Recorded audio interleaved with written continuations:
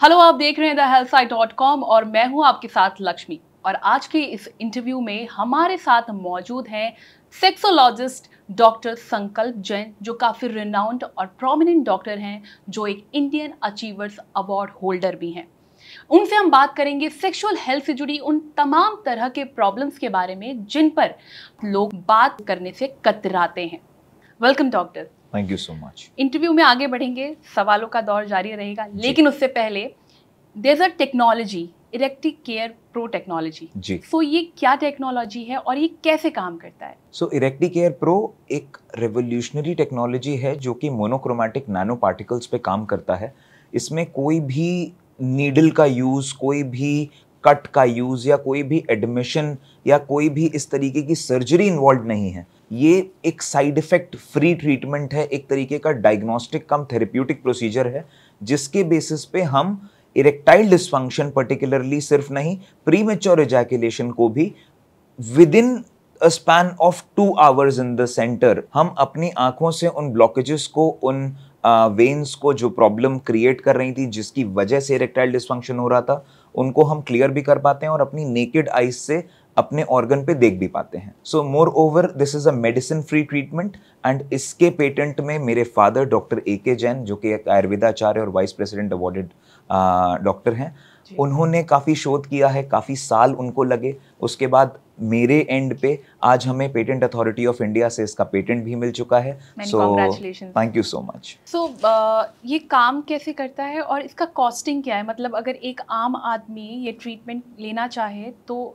Affordable है? सो more over ये एक बहुत ही माइनर सा ट्रीटमेंट है, ये एक प्रोसीजर है, ये एक मेथड है, मोर ओवर एक टेक्निक है, जिसके बेसिस पे हम लोग नैनो पार्टिकल्स को ऑर्गन के, पेनाइल ऑर्गन के बेसिस पे, जितनी बहुत माइक्रोवैस्कुलेचर्स होते हैं, बहुत पतली पतली बाल जितनी पतली नसें होती हैं, उन नसों में ये पेनिट्रेट होके उनको ओपन करने का इसका बहुत अच्छा काम है। जैसे कि कार्डियोलॉजी विभाग में डॉक्टर स्टेंट डालते हैं, आपने देखा है ब्लॉकेजेस में, बट पेनाइल वेन्स इतना ज़्यादा बड़ी नहीं होती हैं कि कोई भी रोबोटिक टेक्नोलॉजी या नैनो टेक्नोलॉजी उसके ऊपर काम करे। सो ये एक आयुर्वेद और एलोपैथ का एक बहुत बड़ा एक कोलैबोरेशन है, जो कि मेरे फादर और मैं, सो ये कोलैबोरेशन आज हमें इस एंड पे ला चुका है कि within some time patient को बिना कोई दवा खाए, बिना सिंथेटिक मेडिसिन खाए, विद इन 2 to 3 आवर्स उसको रिजल्ट्स भी मिल जाते हैं। और ये बहुत ही कॉस्ट इफेक्टिव है।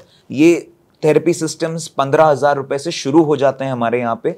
और मोर ओवर सिर्फ ये जांच नहीं होती है, सिर्फ इसको ऐसा नहीं है कि सिर्फ जांच करा के पेशेंट चला जाता है, उसको अपने रिजल्ट्स उसी कॉस्ट में, जैसा कि मैंने आपको बताया कि this is an therapeutic come diagnostic procedure, तो पेशेंट को डायग्नोसिस भी मिल जाती है, पेशेंट को रिजल्ट भी आ जाते हैं। इन ऑल सर्कमस्टांसेस पेशेंट एक स्माइल लेके ही हमारे सेंटर से जाता है। तो डॉक्टर, ये इरेक्टाइल डिसफंक्शन की प्रॉब्लम इतनी ज़्यादा बढ़ने क्यों लगी है? इरेक्टाइल डिसफंक्शन एक तरीके की लाइफस्टाइल डिसऑर्डर माना जा रहा है। हम इसको इम्पोटेंसी सिंड्रोम नहीं बोल सकते। Basically erectile dysfunction is an impotency syndrome, जहां पे आपकी ब्लड रिपोर्ट्स डीरेंज्ड आएंगी, आपकी मेंटल हेल्थ डीरेंज्ड आएगी, आपकी ऑल टुगेदर इसको साइकोजेनिक भी प्रॉब्लम बोला जाता है।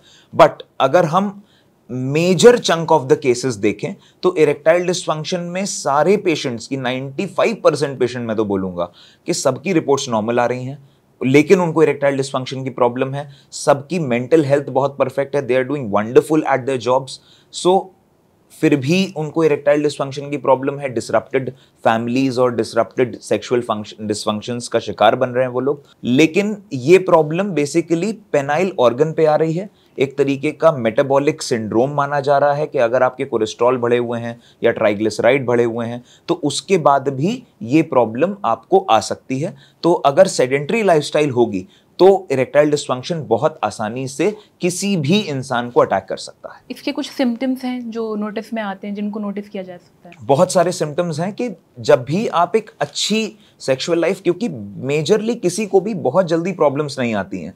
एक टाइम होता है कि उनकी सेक्स लाइफ बहुत अच्छी चल रही थी, लेकिन एक टाइम होता है कि ग्रेजुअली ऑन एंड ऑफ उनकी सेक्स लाइफ डिसरप्ट होने लगती है। कभी वो अर्ली इजैकुलेट कर जाते हैं, कभी while in the phase of intercourse वो लूज हो जाते जाते हैं या फोरप्ले पे ही लूज हो जाते हैं, लेकिन कभी कभी they perform well. So these are the symptoms, basically symptomatic है कि कहीं ना कहीं ब्लॉकेज आपके मूव कर रहे हैं या ब्लॉकेज आपके वहां पे एम्बेड हो रहे हैं। तो इसके बेसिस पे आपको अगर लगता है कि सर मतलब 6 महीने से ज्यादा अगर आपकी sex life on end of चल रही है, तो आपको थोड़ा सा इसको ट्रीट कराना चाहिए, ट्रीट से ज्यादा डायग्नोस कराना चाहिए।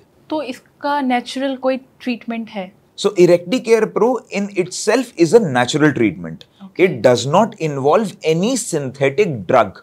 जैसे कि हम डॉपलर अल्ट्रासाउंड करते हैं तो एक पैपावेरिन के इंजेक्शंस लगाते हैं जो कि इरेक्शंस लाने के काम करता है, लेकिन वो क्या है, बहुत पेनफुल प्रोसीजर है। वो कभी कभी प्रियापिज्म एक परेशानी होती है जिसमें हॉस्पिटल में भी एडमिट होना पड़ सकता है पेशेंट को, क्योंकि उसके इरेक्शंस 4-4 घंटे 5-5 घंटे तक नहीं जाते हैं। तो ये सब प्रॉब्लम्स जितनी भी आ रही हैं, ये सबका रीजन ही है कि हम बहुत ज्यादा सिंथेटिक ड्रग्स की तरफ जाने लगे हैं। मैं एक एलोपैथिक कंसल्टेंट हूं, I can prescribe what not, but at the cost of your heart attack, at the cost of your depression, I can't prescribe anything. So Erecticare Pro एक natural process है और इसके कोई side effect नहीं है, और within some time आप अपनी problems को diagnose भी कर सकते हैं और उससे आगे भी बढ़ सकते हैं। Sexual dysfunction और erectile dysfunction में कुछ difference है? Sexual dysfunction एक तरीके का all over एक बुके हो गया, लेकिन इरेक्टाइल डिस्फंक्शन उसका एक पार्ट है। उसके अंडर प्रीमेच्योर इजैकुलेशन, दाद सिंड्रोम जैसे, या फिर बहुत सारी साइकोलॉजिकल इम्बैलेंसेस, सेक्सलेस मैरिजेस, बहुत सारी चीज़ें आती हैं। तो सेक्सुअल डिस्फंक्शन के क्या कुछ सिम्टम्स वगैरह हैं या फिर कुछ प्रॉब्लम्स आगे जाके फेस करनी पड़ती है उसमें? देखिए, इसको डायग्नोस करना एक क्लिनिकल इवैल्यूएशन का विषय हो जाता है, लेकिन अगर हम लोग सेक्सुअल डिस्फंक्शन इन टोटल बात करें तो वो अगर शादी के बाद में हो रहा है तो वो सेक्सलेस मैरिजेस का रूप ले लेता है। और बहुत बार पेशेंट सेक्सलेस मैरिजेस लेकर जाते हैं, या हमारे पास हमारी जैसे एक आईवीएफ डिवीजन भी है जहाँ पे हम लोग टेस्ट ट्यूब बेबीज के सारी प्रक्रिया को डील करते हैं। इन सब चीज़ों में भी जब हमें निकल के आता है कि वो पेशेंट टेस्ट ट्यूब बेबी के लिए आया है लेकिन आज तक सेक्सुअल इंटरकोर्स, सक्सेसफुल इंटरकोर्स हुआ ही नहीं है पूरी शादी में, तो वो एक तरीके का पेशेंट को एक डर लगता है, कहीं ना कहीं पेशेंट को एक एंजाइटी इशू रहता है कि अगर मैं इस प्रॉब्लम को डॉक्टर को बताऊंगा, आई डोंट नो वो कैसे रिस्पॉन्ड करें। जबकि हमारे यहाँ सेक्सोलॉजी डिवीजन और आईवीएफ डिवीजन को बहुत अच्छे से डायरेक्ट किया जाता है, और जो पेशेंट आईवीएफ इसलिए भी कराना आते हैं कि उनका सेक्स लाइफ बहुत अच्छी नहीं रही है, उनको हम नेचुरली सेक्सोलॉजी डिवीजन में लेकर ट्रीट कर वो नेचुरल 1 नहीं 4-4 बच्चे कर लेते हैं। Thank you doctor. I hope sexual health से जुड़े आपके जितने भी सवाल होंगे, जितने भी कंसर्न होंगे, उन सारे सवालों के जवाब आपको आज के इस एपिसोड में मिल गए होंगे। लेकिन इसके अलावा भी कोई सवाल रह गया है तो आप कमेंट बॉक्स में कमेंट करके हमें ज़रूर बता सकते हैं। इसके अलावा ये भी ज़रूर बताएं कि आपको वीडियो कैसी लगी, और हेल्थ से जुड़ी इस तरह की और भी वीडियोज़ के लिए लाइक एंड सब्सक्राइब ज़रूर करें thehealthsci.com।